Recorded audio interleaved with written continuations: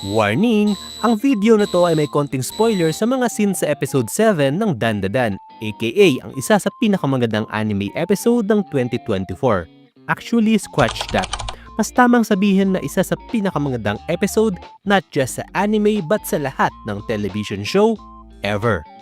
Well, based sa website ng IMDb which almost same level ang credibility sa mga chart show gaya ng Mix Daily Top 10. Mina, what's up?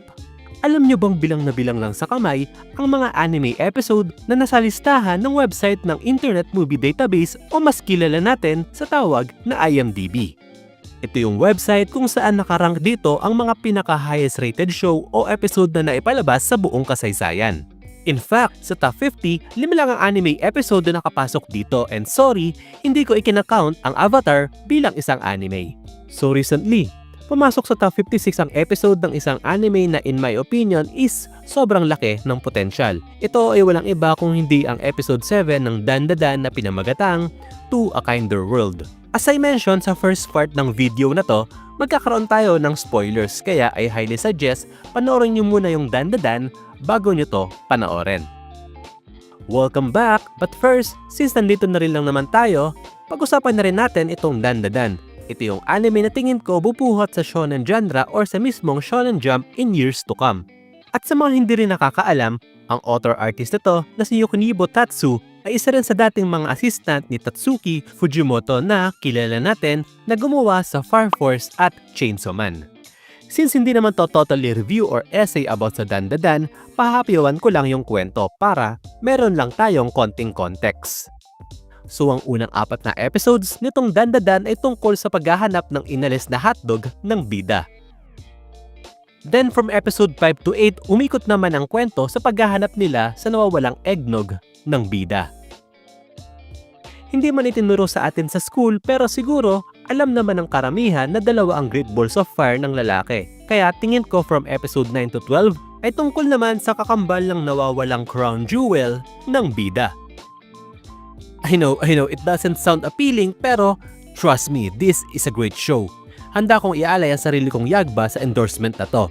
In fact, itong episode 7 is sobrang hindi ko in-expect na mga mangyayari. Kasi first of all, yung character na involved is inintroduce bilang annoying o nakakainis na character. Tipong self-centered at may main character syndrome. I remember watching it with UB during our recording sa channel nila sa Witty Matcha. Ini-expect ko na matinding labanan lang ang mangyayari. Pero halfway the episode, napanood namin ang isa sa pinaka-natso anime episode ever. Para siyang masyadong close to home na, if you know kung ano ang nangyayari, mas mabigat ang atake. Sino ba mag-aakala na magiging rollercoaster of emotion yung episode na yon? To think na ganun kalalim ang backstory ni Acrobatic Silky at ni Aira. I'm not gonna spoil it too much pero I can see kung bakit nagkaroon nito ng matinding buzz sa mga nakapanood nitong episode 7 ng Dandadan. To think na 1 episode ago is kinikis-kis lang ni Ayase yung balls ni Okurun sa mukha ni Aira. As a person na real-time na napanood ang episode na To a Kinder World, masabi ko na hindi ko inisip agad na magiging legendary tong episode na to. Pero I can already feel na tatatak siya sa maraming tao. I guess, fan na ako ng Dandadan. So that's it, Mina. Nag-enjoy ba kayo sa video? If oo, give me a thumbs up. Hindi pa ba kayo sumasakay sa hype train ng Dandadan? Kung hindi pa, bakit? Comment down below. With that, well, yun lang.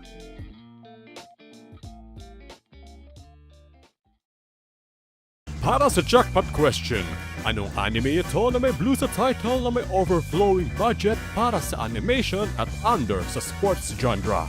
Ang clue is inilalabas to sa isang sikat na shonen manga magazine. Is it A, Blue Lock, B, Blue Box, or C, Blue Waffle?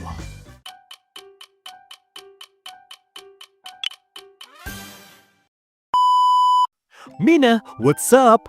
Kailan ka huli nagkaroon ng crush? Crush na gagawin mo lahat para makita mo siya sa araw-araw. Pero hindi yung ina-creepy stalker level Ang gusto ko sabihin is yung ganado ka pumasok sa school o sa trabaho para magkaroon ka ng kahit konting glimpse lang sa crush mo. O kaya yung lagi kang may dalang extra helmet para in case na makita mo siya accidentally na naglalakad, madali mo siya ma-offeran na isakay siya pa uwi. Though, ilang gigachad lang ang nakakapul nito at never in a wildest dream magagawa to ng mga gaya kong shy type weeb na sa delusions lang malakas sa babae. Kaya some way somehow nakaka-relate ako sa bida sa anime na pag-uusapan natin ngayon. Ito ang anime na Blue Box. Isa sa mga masasabi kong animation-wise, pinakamaganda sa lineup ng Fall 2024. Ang kwento nitong Blue Box ay tungkol sa lalaki na si Taiku na isang average badminton player. Maaga siya pumupunta sa kanilang gymnasium para mag-practice. Gusto niya kasi mas gumaling pa at mahasa ang kanyang skill sa paglalaro ng badminton. Pero tip of the iceberg lang yon sa dahilan kung bakit siya maaga gumigising at nagmamadaling pumunta sa high school gym nila para mag-practice. Ang malalim na dahilan talaga ng motivation niya is nakakasabi niya dito ang kanyang crush na si Chinatsu. Siya ay sikat na basketball player ng junior high pero unfortunately dahil sa pagkatalo ng team nila ay hindi sila nakapasok sa nationals. Gaya ng sinabi ko kanina, hindi malakas sa babae itong si Taiku. Unlike doon sa bidang lalaki sa other anime na may blue rin sa title. Kasi yon huminga lang ng konti, lumalaglag na ang mga andis ng mga tita niyong deads na deads sa kanya. Dahil ayaw din ni Taiku magkaroon ng regrets, nilakasan niya ang loob niya at sinubukang makipag-small talk sa mukhang napaka-unapproachable na si Chinatsu. Pero in his surprise, hindi naman pala ito snubber or what. Well, kung typical romantic anime ito, doon na magsisimula ang kanilang love story. Pero since hindi lang to basta-basta, in fact, share ko lang sa inyo na under ito ng Shonen Jump magazine na alam naman natin na very ruthless sa pagka-cancel ng mga hindi bumibentang manga titles. Pero it says a lot kung as of this recording, still ongoing pa rin ang manga nito na noong 2021 pa nag-start ma-serialize. Pero yun nga, balik sa kwento. Akala ni Taiku na okay, naka-first move na siya at next move is makuha ang contact details si Chinatsu para makapag-usap sila sa chat. But sobrang mapaglaro ng tadhana kasi nalaman niya na ang nanay niya at ang nanay ni Chinatsu ay matalik palang magkaibigan. Well, pabor yon sa part ni Taiku kasi pwede niyang gamitin yon bilang pang small talk kay Chinatsu. Pero hindi lang pala yon ang mangyayari kasi nalaman ni Taiku na lilipat na sa ibang bansa ang pamilyang nitong si Chinatsu at pinili niyang magpaiwan sa Japan. Siguro nararamdaman niyo na kung ano ang mga susunod na pangyayari. Kung naiisip niyo na sa bahay nila Taiku titira si Chinatsu, then tama ka. It proves lang na hindi mo kailangan maging kasing gwapo nito para palarin kay crush. Ang gusto ko sabihin, you can be just a chill guy. Guys, ito yung cue para tumawa kayo. So that's it, Mina. Nag-enjoy ba kayo sa video? If oo, give me a thumbs up. Ano masabi niyo dito sa anime na Blue Box? Comment down below. With that, well, yun lang. Corporate world, lugar kung saan ang mga extrovert na tao ang nagahari. Walang lugar dito ang mga introvert individuals. Christmas party, required kang mag Yummy. Ice cream good. team building, KJ ka pag hindi ka sumama. Mina, what's up? Here's something different. Finally, sa dagat na puno ng mga high school anime romance, nakakita rin ako ng anime na sa corporate world ang setup. But I have to admit, medyo nakaramdam ako ng low-key anxiety dahil nakakakita ako ng Excel sheet sa oras ng supposed to be relaxation time ko. Bago ang lahat, sino sa inyo ang mga introvert na hindi makahindi sa mga pinagagawa sa kanila?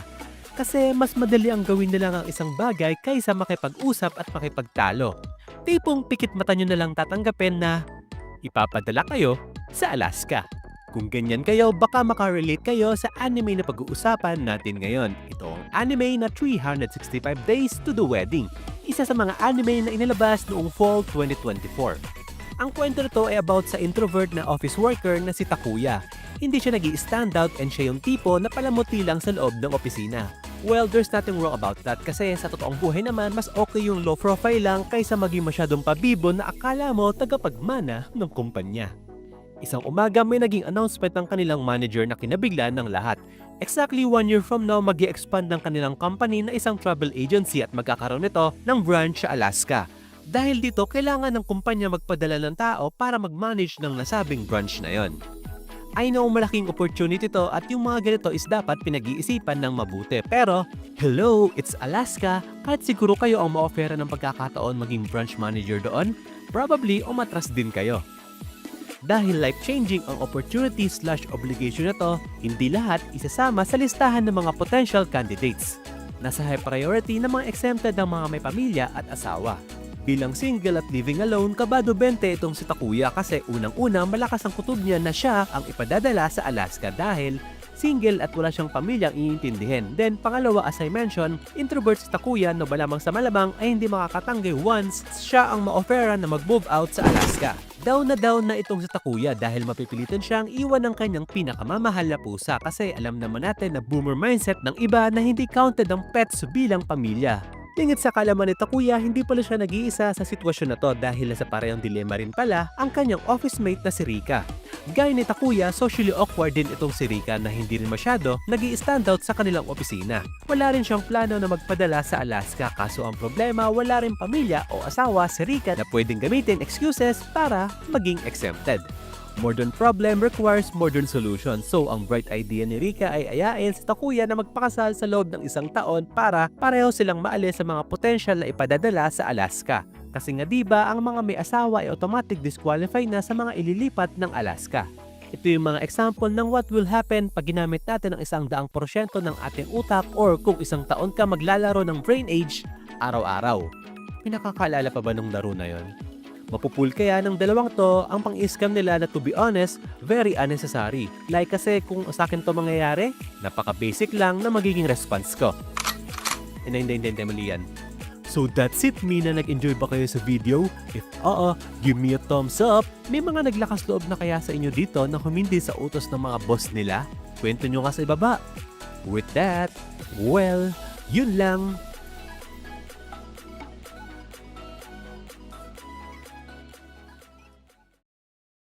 If my wife becomes an elementary student, yan ay ang clickbait at hook sa video na to.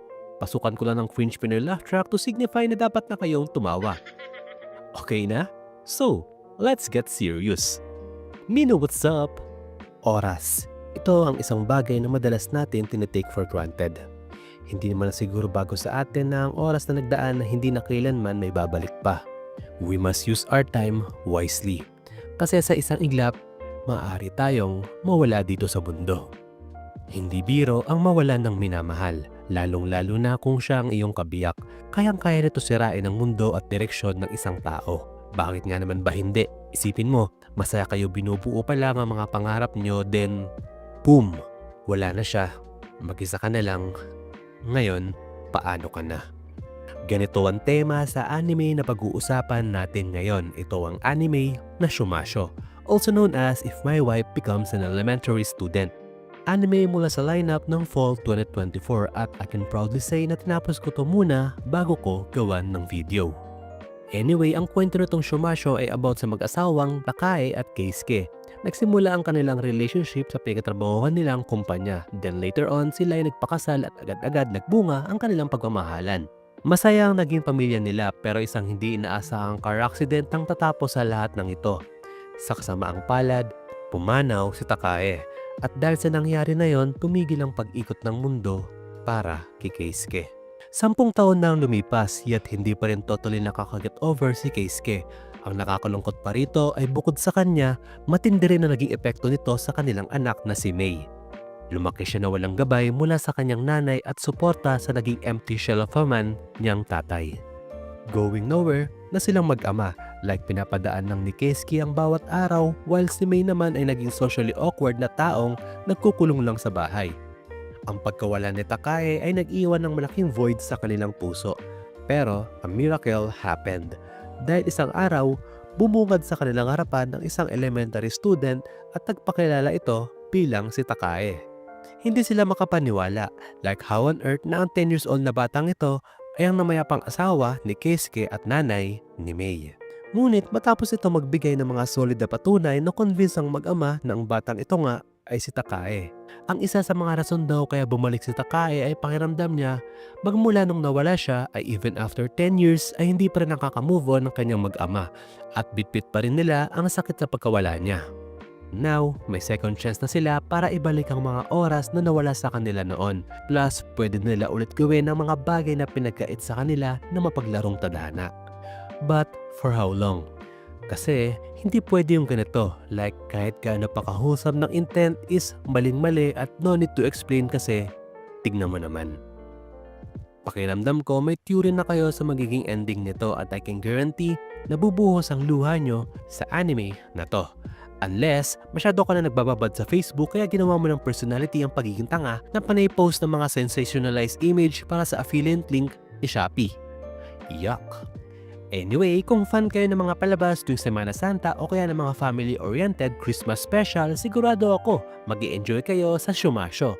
Then, kung isa kayo sa mga nabait sa title nitong anime na to, hindi pa huli para magbago. So that's it, Mina. Nag-enjoy ba kayo sa video? If oo, give me a thumbs up! May live action nga rin pala tong Shumasho. So if gusto nyo to panoorin pero in a shorter version, I suggest yun na lang ang panoorin nyo. With that, well, yun lang.